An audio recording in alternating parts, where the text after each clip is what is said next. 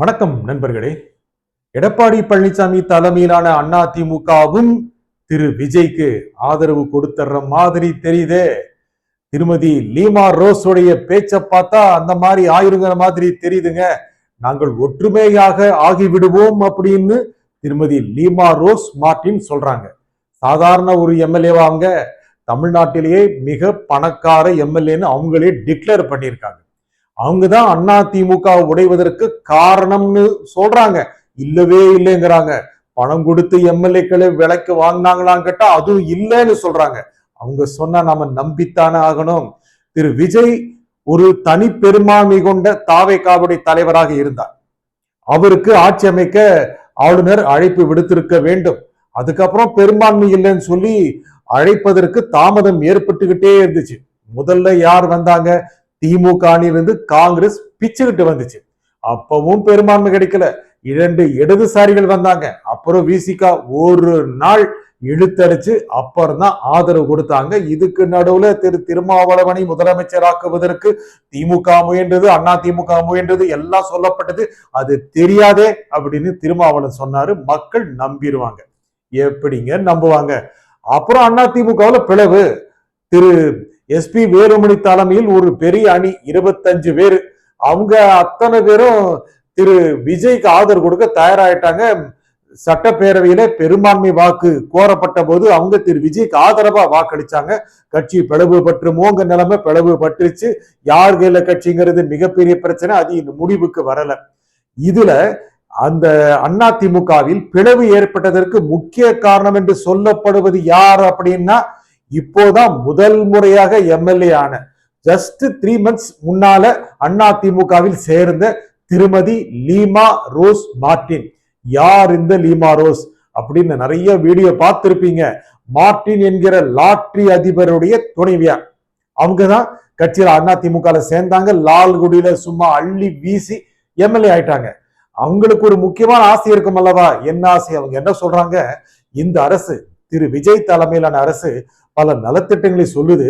அது மட்டும் இல்லாம ஏற்கனவே இருந்த அரசு கொடுத்து கொண்டு வந்த நலத்திட்டங்களிடம் தொடருதே, அதுவே பாராட்டுக்குரியதுங்கிறாங்க. எங்க முன்னால் இருக்கிற அரசு செய்த நலத்திட்டங்களை தொடர்ந்துதான் ஆகணும். அதை இந்த அரசு தொடருது. அதற்கு பாராட்டு தெரிவிக்கிறாங்க. அது மட்டும் இல்லாம இன்னும் பல நலத்திட்டங்கள் வருதே அப்படின்னு சொல்றாங்க. சிங்கப்பெண் அதிரடி படை இதெல்லாம் வருது, ரொம்ப பிடிச்சிருக்கு அப்படின்னு சொல்றாங்க. இந்த அரசு தொடர வேண்டும், இந்த அரசுக்கு ஆதரவு நல்க வேண்டும்னு விரும்புறாங்க. இதுல என்னென்ன நடக்க போகுது? பிரிஞ்சு வந்தாங்களே அதிமுக காரங்க கிட்டத்தட்ட 25 பேர் அவங்க 7-8 அமைச்சர் பதவி கேட்கிறாங்களாம். திரு விஜய் தரப்புல 5ன்னு சொன்னாங்க. இப்போ 7ன்னு உயர்த்திட்டாங்களாங்க. அதுல முக்கியமான நபர்களுக்கெல்லாம் அமைச்சர் பதவி கிடைக்க போகிறதாம். அதுல இவங்க மேலெல்லாம் ஊழல் புகார் இருக்கே. என்னங்க, முன்னாள் அமைச்சர்கள், அதிமுக அமைச்சரவை இருந்த அமைச்சர்கள் இவங்க எல்லாரும் மேலேயும் ஊழல் புகார் இருக்கு. இவங்களைய சேர்த்துக்கிறீங்க அப்படின்னு சில நல்லெண்ணம் கொண்டவர்கள் திரு விஜய்க்கு அறிவுரை சொல்றாங்க. நீங்க இவரெல்லாம் ஏத்துக்காதீங்க, நீங்க நேரா தேர்தலுக்கு போங்க. இது நல்லெண்ணமா? இது நல்லெண்ணமா சொல்லுங்க. திரு விஜய் ஆட்சி அமைச்சிருக்கிறாருங்க. ஒரு தூய்மையான ஆட்சி கொடுக்கணும்னு நினைக்கிறாரு. காலையில 9 மணிக்கு ஆபீஸ்க்கு வர்றாரு, அப்புறம் 5 மணிக்கு தான் போறாரு. கையில மத்தியான சாப்பாட்டு கூடையும் கொண்டு வந்துறாராம். ஒரு சாதாரண அரசு அலுவலர் போல. அந்த மாதிரி கடுமையா வேலை பார்க்கிறாரு. எல்லாரும் இப்படி வேலை பார்க்கணுங்கிறத ஒரு முன்னுதாரணமா இருக்கிறார்.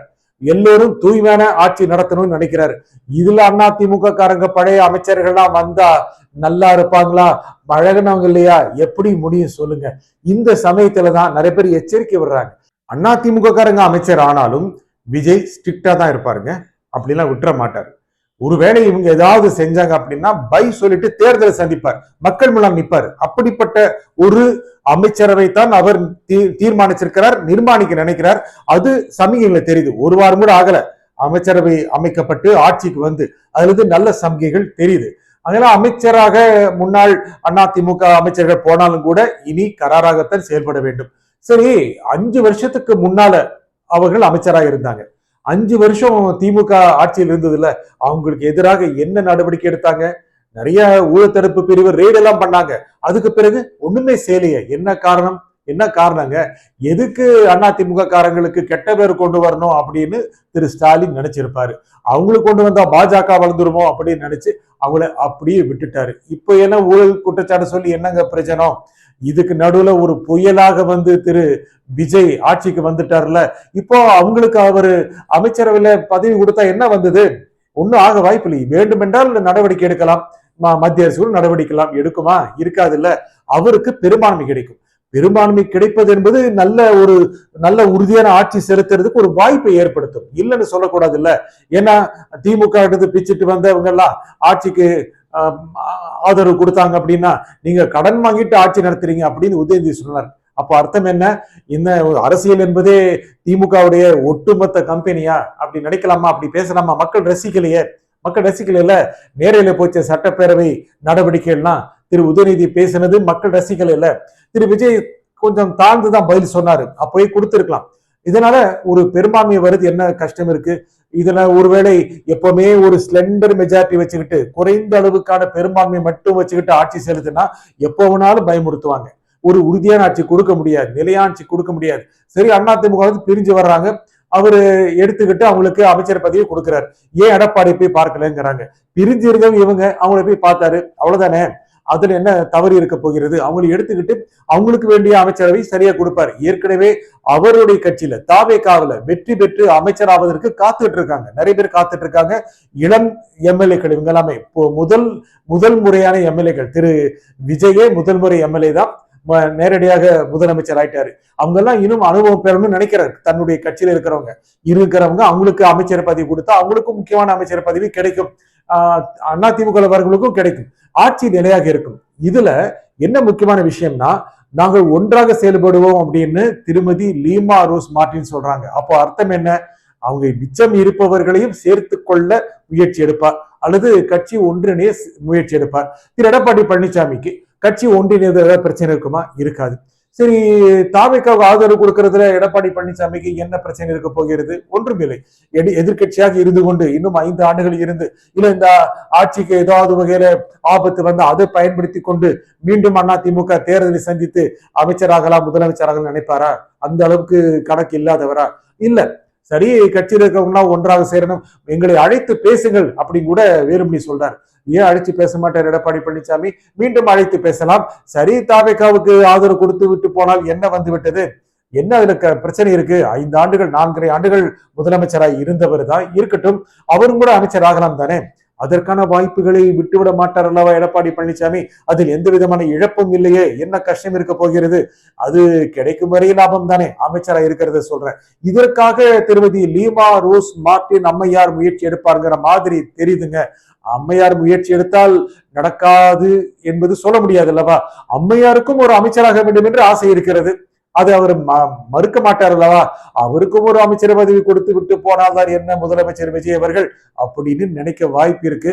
ஒரு ஒட்டுமொத்த தமிழக நலன் கருதி அவங்க அதிமுகவை ஒன்றிணைக்க முயற்சி செய்வாங்க மாதிரி தெரியுது. அதை திரு எடப்பாடி பழனிசாமி ஏற்றுக்கொள்வதற்கு தடை எதுவும் இருக்காது. ஒட்டுமொத்த அதிமுகவே தாவேகாவுக்கு ஆதரவு கொடுத்தார் என்ன, சரி எப்போனாலும் விலைக்கு கூட மிரட்டுவாங்களா? அதற்கு விஜய் படிந்து போகவே மாட்டார். ஒரு தூய்மையான ஆட்சி கொடுக்கத்தான் வந்திருக்கிறார், தூய்மையான ஆட்சி அவர் கொடுக்க வேண்டும் என்று அவருக்கு வாக்களித்தவர்கள் விரும்புகிறார்கள். எங்கும் லஞ்சம் இருக்கக்கூடாது, எதிலும் சிக்கல் இருக்கக்கூடாது, முதலில் எளிமையான ஆட்சி இருக்க வேண்டும் என்று மக்கள் விரும்புறாங்க. ரொம்ப பிரச்சனை இல்லாத, எந்த விதமான தடைகள் இல்லாத, அரசு நிறுவனங்களுக்கு போனால் தடைகள் இல்லாத, அவங்களுக்கு வேண்டியதெல்லாம் எந்தவித தடையும் இல்லாமல் கிடைக்கணும் அப்படின்னு மக்கள் நினைக்கிறாங்க. அதுக்கு அதிமுக உதவிட்டு போகுது. எடப்பாடி பழனிசாமியை உதவுறதுக்கு என்ன தடை இருக்கிறது? அவங்களுக்கு சேர்த்து அமைச்சர் பதவி கொடுத்துட்டா தீர்ந்து போச்சு. அது தாவேகா அதிமுக அமைச்சரவையாக வெளியே தெரியலாம், எதிர்காலத்தில் அவருக்கு பிரச்சனை கூட இல்லாமல் போகலாம் அல்லவா? அப்படி என்றால் திமுக குத்தி காட்டிட்டு போகுது. திமுக அடுத்த தேர்தலில் வென்று வரட்டும், தாவேகா இன்னும் கூட பலம் பெறக்கூடிய வாய்ப்பு இருக்கு அல்லவா? எல்லா விதமான சமிகைகளை தான் திருமதி இளமாரஸ் கொடுத்திருக்காங்க. பொறுத்திருந்து பார்ப்போம். நன்றி, வணக்கம்.